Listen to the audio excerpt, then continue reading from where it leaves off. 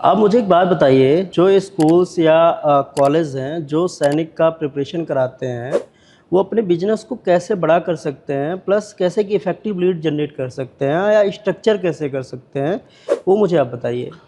अगर किसी का सैनिक स्कूल या डिफेंस से रिलेटेड तैयारी कराते हैं, कई सारी कोचिंग और कई सारे इंस्टीट्यूट जो बॉर्डर्ड स्कूल भी होते हैं, आपने सुने होंगे।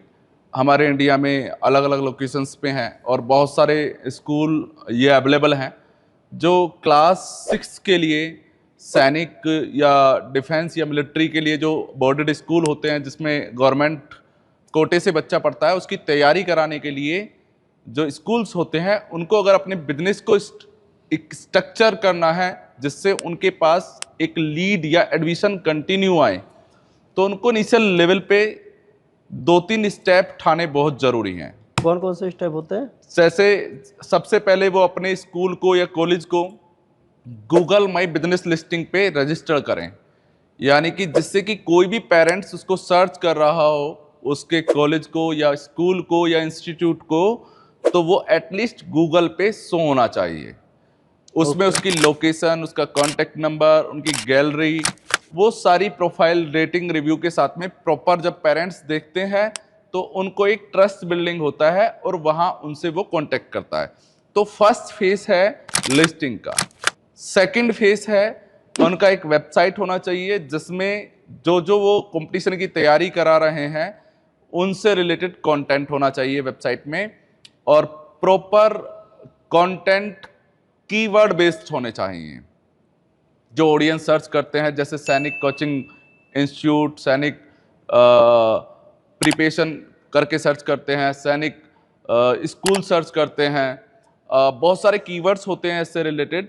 तो जिनको भी अपने सैनिक से रिलेटेड एडमिशंस चाहिए तो उनके लिए एक वेबसाइट होना बहुत ज़्यादा ज़रूरी है। वेबसाइट पे एसईओ फ्रेंडली कीवर्ड्स होना बहुत ज़रूरी है, उसका कंटेंट ऑप्टिमाइज होना बहुत ज़रूरी है।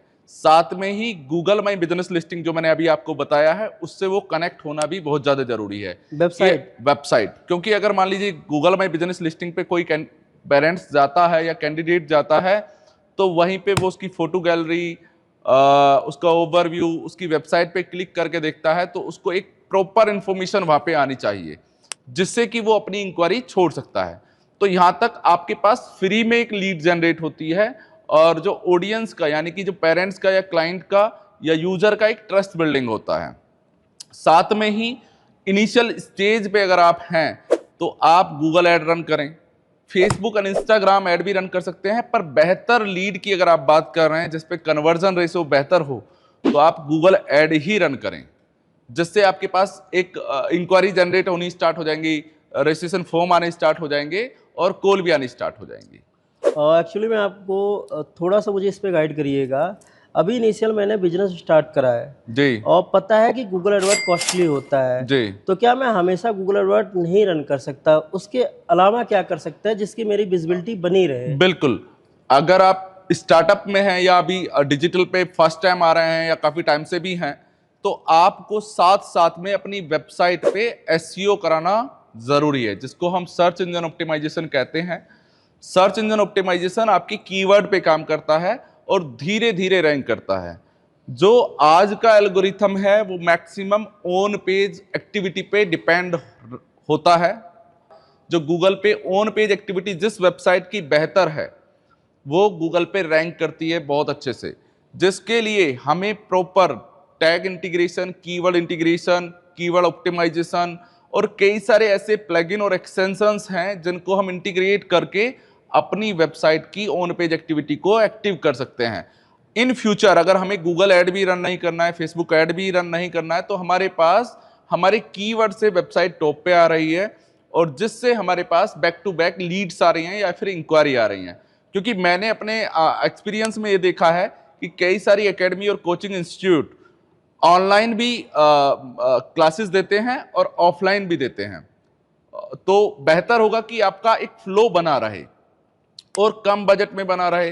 तो एसईओ एक्टिविटी आपका सेकंड फेस है, यानी कि फर्स्ट फेस है आपका वेबसाइट और गूगल ऐड, सेकंड फेस है आपका एसईओ एक्टिविटी, थर्ड फेस है आपका यूट्यूब पे आप अगर आप हैं तो यूट्यूब पे आपके सब्सक्राइबर अच्छे होने चाहिए, आपके व्यू अच्छे होने चाहिए, आपका कंटेंट अच्छा होना चाहिए। यूट्यूब पे भी आपका कंटेंट ऑप्टिमाइज बेस्ड होना चाहिए, यानी कि अगर कोई सैनिक कोचिंग इंस्टीट्यूट देखता है या स्कूल सर्च करता है तो वहां पे भी आपकी वीडियो टॉप पे आनी चाहिए। जब वहां पे आपकी वीडियो टॉप पे आएगी तो आपका ऑडियंस आपसे कनेक्ट होगा। तो जब वो मल्टीपल रिसोर्सेज पे आपको ही देख रहा होगा तो उसका एक ट्रस्ट बिल्डिंग हो रहा होगा और एक फ्री में ऑटोमेशन पे आपके पास लीड आ रही होगी जिसको आप कन्वर्ट कर सकते हैं। हालांकि अनदर रिसोर्स भी बहुत सारी हैं। आप ईमेल मार्केटिंग के माध्यम से जा सकते हैं, जो अभी बहुत कम लोग बात करते हैं इस इंडस्ट्री में। आप व्हाट्सएप मार्केटिंग के माध्यम से जा सकते हैं और टेलीग्राम मार्केटिंग के माध्यम से जा सकते हैं और फेसबुक और इंस्टाग्राम पे पर डे पोस्ट या एक्टिविटी के माध्यम से भी जा सकते हैं। तो आपको एक्टिव रहना बहुत ज्यादा जरूरी है, और तब आपके पास एक बेहतर लीड आने की संभावना बनती है। मैंने कई सारे बिजनेस ओनर्स को देखा है कि वो एसईओ तो कराना स्टार्ट कर देते हैं बट उनके पास पैशंस नहीं होते हैं। वो चाहता है कि अगर मैंने किसी कंपनी को पे आउट किया है तो सेकंड डे से उसको रिजल्ट्स आने स्टार्ट हो जाएं। तो मैं कहूंगा एसईओ थोड़ा सा टाइम टेकन प्रोसेस होता है, जिसमें थोड़ा सा टाइम लगता है। ऑन पेज एक्टिविटी कराने के बाद में ऑफ पेज एक्टिविटी भी करनी होती है, बहुत सारे लिंक्स बनाने होते हैं, बहुत सारी जगह शेयर करने होते हैं, जिससे हमारी वेबसाइट पे ट्रैफिक आता है। कितने टाइम में एसईओ पे विजिबिलिटी आ जाएगी? क्योंकि देखिए गूगल एडवर्ड तो कंटिन्यू चला नहीं सकते। जी, तो आप दो चीज़ मुझे क्लियर करिए कि एसईओ अगर हम कराते हैं तो क्या टाइम होता है आपका, क्या ड्यूरेशन होता है कि उस ड्यूरेशन में मेरी विजिबिलिटी आ जाती है गूगल पे? और सेकंड जो आपने बताया कि यूट्यूब पे, ठीक है, हम लीड जनरेट कर सकते हैं। नॉर्मल यूट्यूब चैनल तो मैक्सिमम के होते हैं, पर उस पे कैसे, जो आपने बताया कि कंटेंट ऑटोमाइजेशन होता है जो या एसईओ होता है, ये चीज़ उस पे कैसे कर सकते जी, हैं? मैंने कई सारे स्कूल का या कोचिंग इंस्टीट्यूट का मैंने वीडियो देखा है यूट्यूब पर। तो उसमें जो कंटेंट डाला जाता है, जिसको हम टाइटल बोलते हैं वीडियो का, उसको कई सारे लोग बाग अच्छे से नहीं डाल पाते हैं। उसमें बहुत सारे हैशटैग लगा देते हैं जिससे अकाउंट भी ब्लॉक हो जाता है यूट्यूब का। और फिर जो डिस्क्रिप्शन डालते हैं तो डिस्क्रिप्शन में या तो बहुत सारे कीवर्ड्स लगा देंगे या फिर बहुत सारे हैशटैग लगा देंगे, जिसकी वजह से हमारा चैनल ब्लॉक हो जाता है। या फिर कई सारे मैंने कोचिंग इंस्टीट्यूट या फिर कॉलेज का ये भी देखा है कि वो किसी और का कंटेंट आएंगे और अपने में पेस्ट कर देंगे और अपने में रन कर देंगे, जिससे हम अप की जगह डाउन आने स्टार्ट हो जाते हैं। तो मैं आपसे कहूंगा कि जो आपका टॉपिक है उससे रिलेटेड आपका टॉपिक होना चाहिए, उससे रिलेटेड आपका डिस्क्रिप्शन होना चाहिए। डिस्क्रिप्शन भी कीवर्ड बेस्ड होना चाहिए, यानी कि उस टाइप की स्टोरी बनाएं आप जिसमें कीवर्ड भी इंटीग्रेट हो जाए। साथ में जो चैनल टैग्स हैं, चैनल कीवर्ड्स हैं, उन पे भी हमें काम करना चाहिए। फिर हमारे पास ऑर्गेनिकली सर्च होने के बाद में हम टॉप पे आने स्टार्ट होते हैं। वो भी सब्जेक्ट वाइज भी होते हैं और कोचिंग वाइज भी होते हैं।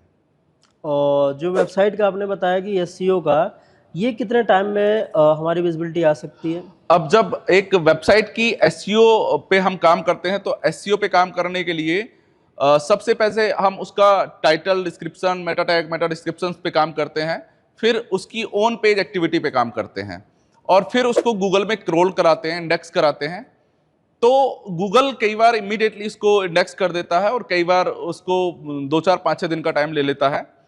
और उसको कीवर्ड्स को, जितनी भी हमारी वेबसाइट में कीवर्ड्स हैं, पोस्ट हैं, पेज हैं या जितने कंटेंट हमारा है, उसको विद इन 15 डेज में इंडेक्स कर देता है गूगल के पेजेस पे। अब उसको टॉप पोजीशन पे लाने के लिए हमें ऑन पेज एक्टिविटी पे कंटिन्यू काम करना होता है, ऑफ पेज एक्टिविटी पे हमें कंटिन्यू काम करना होता है, तब वो रैंक पे आता है। बट फिर भी लगभग लगभग कह सकते हैं आप कि 15-20 दिन इस काम में कंटिन्यू लग जाते हैं।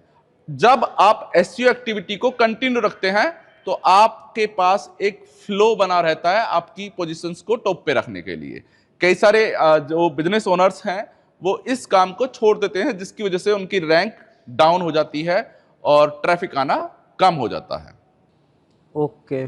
जी, फिर एक बात बताइए आप, जैसे आपने बताया एसईओ का, ठीक है, मार्केट में बहुत से लोग हैं जो काफ़ी टाइम से काम कर रहे हैं, ऑलरेडी वो नंबर 1 पे आ रहे हैं वेबसाइट में, उनका आप सर्च करिएगा तो उन्हीं का आ रहा है, फिर आप मेरा कैसे लेके आएंगे?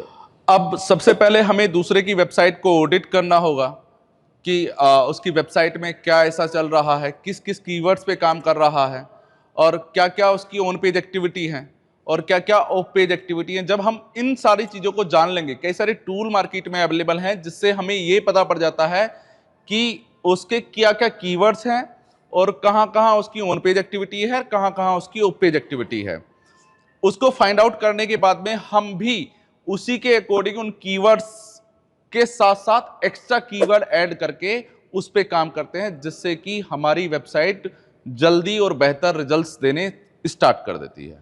पर मार्केट में बहुत बड़े बड़े प्लेयर बैठे हुए हैं जो हमें डायरेक्ट लीड्स प्रोवाइड करते हैं। जी। फिर हमें इस वेबसाइट और इतना सब करने की ज़रूरत क्या है? अब जो काफी सारे जो लीड्स पे काम करते हैं, मैं कंपनियों का नाम नहीं लेना चाहूंगा, जो आप पैकेज लेते हैं तो उन पैकेज में जो लीड आपके पास आ रही है तो मल्टीपल इंस्टीट्यूट या कोचिंग या कॉलेज के पास जा रही है, जिससे कि कन्वर्जन रेशो में कंपटीशन हो जाता है। लीड का कन्वर्जन रेशो बहुत कम हो जाता है क्योंकि वो 10 जगह इंक्वायरी करता है, 10 जगह से कॉल उसके पास आते हैं कस्टमर के पास। तो हमारी और उसकी में ये अंतर है कि आपके पास एक ही लीड है और एक ही क्लाइंटल है, तो उसका कन्वर्जन रेशो बेहतर होगा। आप ये कहना चाहते हैं कि अगर मैं अपने वेबसाइट बनवाता हूँ, उसका एसईओ कराता हूँ, इनफैक्ट यूट्यूब पे एसईओ कराता हूँ, अपना ऑनलाइन एक्टिविटी करता हूँ, तो मुझे कंपेयर जो अदर जो लोग हैं जो मार्केट में प्लेयर बैठे लीड्स देते हैं, उनसे अच्छा रिजल्ट हमारा आ सकता है, राइट? बिल्कुल आ सकता है, क्योंकि आपकी यूएसपी डिफरेंट है। आपके पास एक यूजर एक ही जगह आ रहा है, 10 जगह नहीं जा रहा है। आप अपने लीड को कहीं तो देंगे नहीं, तो एक यूजर आपके पास है तो उसका कन्वर्जन रेशो आपके ऊपर है। बाकी आपका पोर्टफोलियो है, आपकी प्रोफाइल है और आपने सर्विसेज भी उस टाइप की दे रहे हैं, तब वो सारी चीजें हैं। मतलब एक टाइम के बाद मुझे अच्छी लीड्स आनी स्टार्ट हो जाएगी, बिल्कुल श्योर, आपके जिससे पास हमारे बिजनेस में ग्रोथ भी होगा, राइट? बिल्कुल। अभी आप इनिशियल स्टेज पे अगर आपका कोई क्लाइंट है या आप हैं, तो सबसे पहले आप सिर्फ और सिर्फ वेबसाइट और गूगल एड पे काम कीजिए और उसको अच्छे से ऑप्टिमाइज करके काम कीजिए कि कहाँ कहाँ से आपको ऑडियंस चाहिए, कब चाहिए, किस टाइम में चाहिए। उसके बाद आप सेकंड, थर्ड, फोर्थ फेज पे काम कीजिए और इसको कंटिन्यू 6 to 1 ईयर कीजिए, तो होपफुली आपको कोई बीट कर पाए। बस मुझे एक चीज़ आपसे कंफर्म करनी है आपसे, जी। जैसे गूगल एडवर्ड की मुझे कब नीड्स खत्म हो सकती है मेरी, कि मुझे मेरे वेबसाइट से मुझे रिजल्ट आने लगे जिससे मुझे एड्स में पैसा ना डालना पड़े? देखिएगा, नीड तो कभी खत्म नहीं होगी। एक बिजनेस ओनर्स को लीड तो पर डे चाहिए।